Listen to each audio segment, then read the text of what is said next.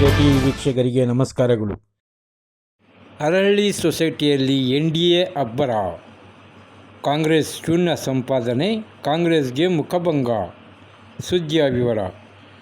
ಕಳೆದೊಂದು ವಾರದಿಂದ ತೀವ್ರ ಹಣಾಹಣಿ ಸೃಷ್ಟಿಸಿದ ತಾಲೂಕಿನ ಅರಹಳ್ಳಿ ಸೊಸೈಟಿ ಚುನಾವಣೆಯಲ್ಲಿ ಬಿಜೆಪಿ ಜೆಡಿಎಸ್ ಮೈತ್ರಿಕೂಟ ಎಲ್ಲ 12 ಸ್ಥಾನ ಗೆಲ್ಲುವ ಮೂಲಕ ಕಾಂಗ್ರೆಸ್ಸಿಗೆ ಮುಖಭಂಗ ಉಂಟು ಮಾಡಿದೆ.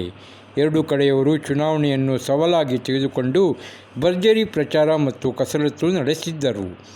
ಕಾಂಗ್ರೆಸ್ಸಿನ ಶಾಸಕ ಕೊತ್ತೂರು ಮಂಜುನಾಥ್ ಮತ್ತು ಎಂಎಲ್ಸಿ ಅನಿಲ್ ಕುಮಾರ್ ಹಾಗೂ ಮೈತ್ರಿಕೂಟದ ಸಿಎಂಆರ್ ಶ್ರೀನಾಥ್ ಮತ್ತು ವರ್ತು ಪ್ರಕಾಶ್ ನಡುವೆ ಪರೋಕ್ಷ ಕಾಳಗ ನಡೆದಿತ್ತು.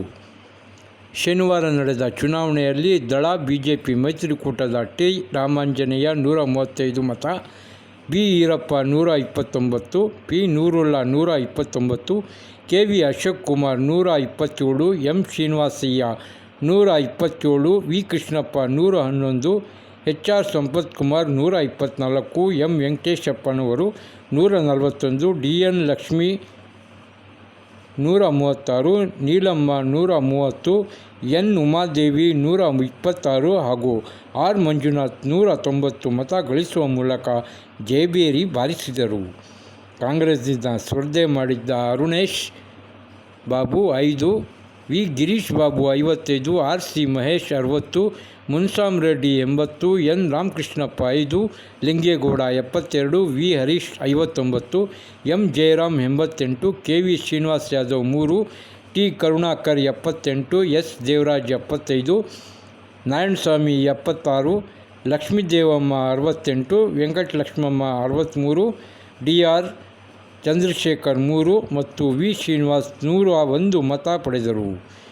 ಜೆಡಿಎಸ್ ಮುಖಂಡ ಸಿಎಂಆರ್ ಶ್ರೀನಾಥ್ ಮಾತನಾಡಿ, ಇದು ರೈತರ ಗೆಲುವಾಗಿದ್ದು ಮುಂದಿನ ಗ್ರಾಮ, ತಾಲೂಕು ಮತ್ತು ಜಿಲ್ಲಾ ಪಂಚಾಯತ್ ಚುನಾವಣೆ ದಿಕ್ಸೂಚಿಯಾಗಿದೆ ಎಂದರು. ಮುಂದಿನ ಚುನಾವಣೆಗಳಲ್ಲಿ ಹಳ್ಳಿಗಳಲ್ಲಿ ಸಂಘಟನೆ ಮಾಡುವ ಮೂಲಕ ಎನ್ಡಿಎ ಗೆಲುವಿಗೆ ಶ್ರಮಿಸಬೇಕು.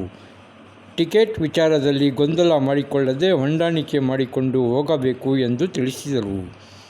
ಮಾಜಿ ಸಚಿವ ವರ್ತು ಪ್ರಕಾಶ್, ಬಿಜೆಪಿ ಜಿಲ್ಲಾಧ್ಯಕ್ಷ ಓಂಶಕ್ತಿ ಚಲಪತಿ, ಪಿಎಲ್ಡಿ ಬ್ಯಾಂಕ್ ನಿರ್ದೇಶಕ ಚಿಕ್ಕಹಸಳ ಮಂಜುನಾಥ್ ಗೌಡ ಉಪಸ್ಥಿತರಿದ್ದರು. ವರದಿ ಪರ್ವೀಜ್ ಅಹಮದ್. ದಿನಾಂಕ ಘೋಷಣೆ ಆಗುತ್ತೆ. ಎಲ್ಲ ಕಾರ್ಯಕರ್ತರಲ್ಲಿ ಮನವಿ ಮಾಡ್ತೇನೆ, ಕಿತ್ತಾಡ್ಕೊಡ್ದು, ದ್ವೇಷ ಮಾಡ್ಕೊಡ್ದು, ನಾವಿಬ್ರು ಡಿಸೈಡ್ ಮಾಡ್ತೀವಿ ಯಾರಿಗೆ ಸೀಟ್ ಕೊಡಬೇಕು, ಯಾರು ಕೊಟ್ಟರೆ ಗೆಲ್ತಾರೆ ಅಂತೇಳಿ. ಹಾಗಾಗಿ ಎಲ್ಲ ತಾಲೂಕ್ ಪಂಚಾಯತ್, ಜಿಲ್ಲಾ ಪಂಚಾಯತಿ, ಕೋಲಾರ ಜಿಲ್ಲಾ ಪಂಚಾಯತಿನಲ್ಲಿ ಎನ್ಡಿಎ ಬಾವುಟ ಹಾರಿಸ್ತಕ್ಕಂಥದ್ದು ಸದಸ್ಯರಿಂದ. ಹಾಗಾಗಿ ನೀವೆಲ್ಲ ಕೂಡ ಇದೇ ರೀತಿ ಒಗ್ಗಟ್ಟಿಂದ ಇದ್ದು ನಮ್ಮ ಕಾರ್ಯಕರ್ತರ ಗೆಲ್ಲೋದಕ್ಕೆ ಆಶೀರ್ವಾದ ಮಾಡಬೇಕು. ಇವತ್ತು ಮಾಡಿದಂಥ ಎಲ್ಲ ಕಾರ್ಯಕರ್ತರಿಗೆ, ಮುಖಂಡರಿಗೆ ನಾನು ವೈಯಕ್ತಿಕವಾಗಿ ಧನ್ಯವಾದವನ್ನು ಹೇಳಿ ನಾನು ಮಾತು ಮುಗಿಸ್ತೇನೆ.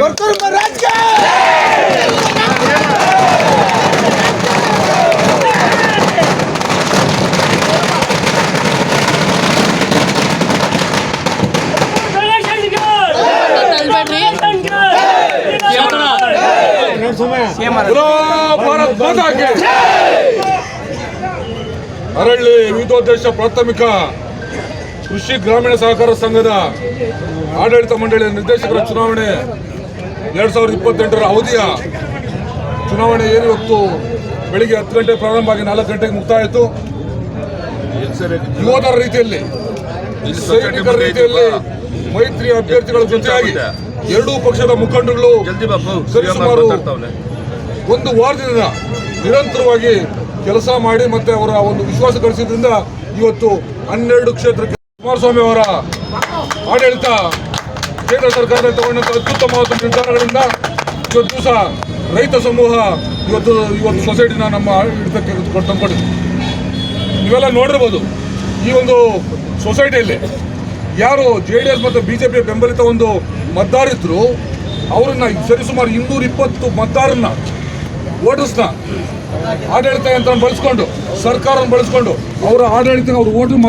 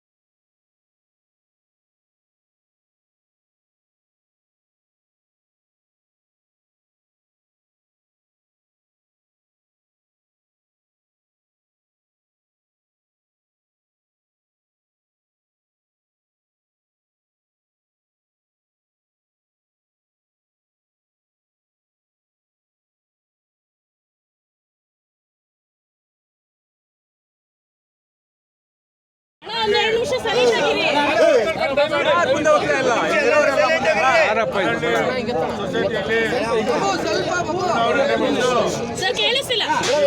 ಅರಳ್ಳಿ ಸೊಸೈಟಿಯ ಚುನಾವಣೆ ನಡೆದು ಫಲಿತಾಂಶ ಹೊರಬಿಟ್ಟಿದ್ದು 12 ಸ್ಥಾನಕ್ಕೆ ಚುನಾವಣೆ ನಡೆದು 12ಕ್ಕೂ ಕೂಡ NDA ಅಭ್ಯರ್ಥಿಗಳು ಕೈಗಳಿಸಿದ್ದಾರೆ. ಅವರಿಗೆ ಮತ ಕೊಟ್ಟಂತ ಎಲ್ಲ ನನ್ನ ರೈತ ಬಾಂಧವರಿಗೆ ಭಾರತೀಯ ಜನತಾ ಪಕ್ಷದ ಪರವಾಗಿ, ಜಾತ್ಯತೀತ ಜನತಾ ದಳದ ಪರವಾಗಿ ಎಲ್ಲ ರೈತ ಬಾಂಧವರಿಗೆ ನನ್ನ ತುಂಬ ಹೃದಯದ ಧನ್ಯವಾದಗಳನ್ನು ಅರ್ಪಿಸ್ತಾ ಇದ್ದೇನೆ. ಇವತ್ತು ಕೋಲಾರ ವಿಧಾನಸಭಾ ಕ್ಷೇತ್ರದಲ್ಲಿ ಇವತ್ತು ಕಾಂಗ್ರೆಸ್ ಪಕ್ಷ ಎಲ್ಲ ಅಭ್ಯರ್ಥಿಗಳು ಕೂಡ 243 ಮತಗಳು ಚಲಾವಣೆ ಆಗಿದ್ದು ಅದರಲ್ಲಿ ಕೇವಲ 70 ಮತಗಳನ್ನು ಪಡೆಯೋದ್ರ ಮುಖಾಂತರ ಭಾರಿ ಮುಖಭಂಗವನ್ನ ಕಾಂಗ್ರೆಸ್ ಪಕ್ಷ ಇವತ್ತು ಅನುಭವಿಸ್ತಾ ಇದೆ. ಎಲ್ಲ ನನ್ನ ರೈತ ಬಾಂಧವರು ನಮ್ಮ NDA ಪಕ್ಷವನ್ನು ನಂಬಿ CMR ಶ್ರೀನಾಥ್ ಮತ್ತು ಉತ್ತಮ್ ಕುಮಾರ್ ಅವರನ್ನು ನಂಬಿ ಮತ ಕೊಟ್ಟು ಎಲ್ಲ 12 ಜನರನ್ನು ಆಶೀರ್ವಾದ ಮಾಡಿ ಗೆಲ್ಲಿಸಿದ್ದಾರೆ. ಇದೊಂದು ಮುಂದಿನ ಚುನಾವಣೆಗೆ ಒಂದು ದಿಕ್ಸೂಚಿ ಆಗ್ತಕ್ಕಂಥದ್ದು. ಮುಂಬರ್ತಕ್ಕಂಥ ಎಲ್ಲ ಸಹಕಾರಿ ಕ್ಷೇತ್ರಗಳಲ್ಲಿ ನಾವು ಎರಡೂ ಪಕ್ಷದ ವತಿಯಿಂದ ಸ್ಪರ್ಧೆ ಮಾಡಿ ಎಲ್ಲ ಅಭ್ಯರ್ಥಿಗಳನ್ನು ನಾವು ಗೆಲ್ಸ್ಕೊಂತೇವೆ. ಹಾಗಾಗಿ ಕೋಲಾರ ವಿಧಾನಸಭಾ ಕ್ಷೇತ್ರದಲ್ಲಿ SFSC ಇರ್ತಕ್ಕಂಥ ಕ್ಯಾಲ್ನೂರು ಇರ್ಬೋದು, ಕಡಗಟ್ಟೂರು ಇರ್ಬೋದು, ವೇಮಗಲ್ ಇರ್ಬೋದು, ಬಕ್ಲೇರಿ ಇರ್ಬೋದು, ಕೋಲಾರ ಕಸ್ಬಾ ಇರ್ಬೋದು, ಅರಳ್ಳಿ ಇರ್ಬೋದು, ಎಲ್ಲ ಕೂಡ ಒಂದು ನರಸಾಪುರ ಒಂದು ಬಿಟ್ಟರೆ ಎಲ್ಲ ಕೂಡ ಇವತ್ತು NDA ಅಭ್ಯರ್ಥಿಗಳು ಮೈತ್ರಿಕೂಟ ಇವತ್ತು ಆಡಳಿತ ನಡೆಸ್ತಾ ಇದೆ. ಕೋಲಾರದಲ್ಲಿ APMC ಕೂಡ NDA ಅಭ್ಯರ್ಥಿಗಳು ಆಡಳಿತ ನಡೆಸ್ತಾ ಇರ್ತಕ್ಕಂಥದ್ದು PLD ಬ್ಯಾಂಕ್ ಹೊರತುಪಡಿಸಿ. ಹಾಗಾಗಿ ಮುಂದೆ ಜಿಲ್ಲಾ ಪಂಚಾಯತಿ, ತಾಲೂಕ್ ಪಂಚಾಯತಿ, ಗ್ರಾಮ ಪಂಚಾಯತಿಯಲ್ಲಿ ಎಲ್ಲ ನಮ್ಮ ಕಾರ್ಯಕರ್ತರು ಒಗ್ಗಟ್ಟಿಂದ ಇದ್ರೆ ಯಾವುದೇ ಕುತಂತ್ರಕ್ಕೆ, ಯಾವುದೇ ಆಮಿಷಕ್ಕೆ ಒಳಗಾಗಕೂಡದು. ಕಾರ್ಯಕರ್ತರಲ್ಲಿ ನಾನು ಮನವಿ ಮಾಡ್ತೇನೆ, ನಾವಿಬ್ಬರು ಒಂದಾದ್ರೆ ಕಾಂಗ್ರೆಸ್ ಪಕ್ಷಕ್ಕೆ ಭವಿಷ್ಯ ಇಲ್ಲ, ಯಾವುದೇ ಅಭ್ಯರ್ಥಿಗೆ ಡಿಪಾಸಿಟ್ ಕೂಡ ಬರೋದಿಲ್ಲ. ಹಾಗಾಗಿ ಮುಂದೆ JDS ಮತ್ತೆ BJP ವತಿಯಿಂದ ಎಲ್ಲ ಅಭ್ಯರ್ಥಿಗಳು ಕೂಡ ಒಗ್ಗಟ್ಟಾಗಿ ನಾವು ನಿಲ್ಲಿಸ್ತೇವೆ. ಇನ್ನೇನು ಮುಂದಿನ ತಿಂಗಳು ಚುನಾವಣೆ ದಿನಾಂಕ ನಿಗದಿಯಾಗುತ್ತೆ. ಗ್ರಾಮ ಪಂಚಾಯತಿ, ಜಿಲ್ಲಾ ಪಂಚಾಯತಿದು, ತಾಲೂಕ್ ಪಂಚಾಯತಿ ಚುನಾವಣೆ ಮುಂದಿನ ತಿಂಗಳು ಚುನಾವಣೆ ದಿನಾಂಕ ಘೋಷಣೆ ಆಗುತ್ತೆ. ಎಲ್ಲ ಕಾರ್ಯಕರ್ತರಲ್ಲಿ ಮನವಿ ಮಾಡ್ತೇನೆ, ಕಿತ್ತಾಡ್ಕೊಡ್ದು, ದ್ವೇಷ ಮಾಡ್ಕೊಡ್ದು, ನಾವಿಬ್ರು ಡಿಸೈಡ್ ಮಾಡ್ತೀವಿ ಯಾರಿಗೆ ಸೀಟ್ ಕೊಡಬೇಕು, ಯಾರು ಕೊಟ್ಟರೆ ಗೆಲ್ತಾರೆ ಅಂತೇಳಿ. ಹಾಗಾಗಿ ಎಲ್ಲ ತಾಲೂಕ್ ಪಂಚಾಯತ್, ಜಿಲ್ಲಾ ಪಂಚಾಯತಿ, ಕೋಲಾರ ಜಿಲ್ಲಾ ಪಂಚಾಯತಿನಲ್ಲಿ NDA ಬಾವುಟ ಹಾರಿಸ್ತಕ್ಕಂಥದ್ದು ಸದಸ್ಯರಿಂದ. ಹಾಗಾಗಿ ನೀವೆಲ್ಲ ಕೂಡ ಇದೇ ರೀತಿ ಒಗ್ಗಟ್ಟಿಂದ ಇದ್ದು ನಮ್ಮ ಕಾರ್ಯಕರ್ತರನ್ನ ಗೆಲ್ಲೋದಕ್ಕೆ ಆಶೀರ್ವಾದ ಮಾಡಬೇಕು. ಇವತ್ತು ಮಾಡಿದಂಥ ಎಲ್ಲ ಕಾರ್ಯಕರ್ತರಿಗೆ, ಮುಖಂಡರಿಗೆ ನಾನು ವೈಯಕ್ತಿಕವಾಗಿ ಧನ್ಯವಾದವನ್ನು ಹೇಳಿ ನಾನು ಮಾತು ಮುಗಿಸ್ತೇನೆ.